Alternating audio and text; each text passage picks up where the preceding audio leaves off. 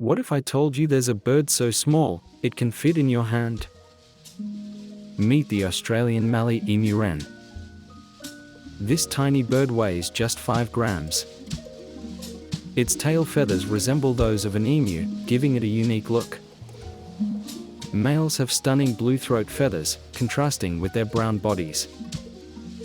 They build dome-shaped nests hidden in dense shrubs. Due to habitat loss, they are classified as vulnerable. Despite their size, they are incredibly resilient birds. They feed on insects and spiders, using their agility to hunt. Their call is a soft, high-pitched sound. Conservation efforts are underway to protect their habitat. Like what you see. Subscribe and share.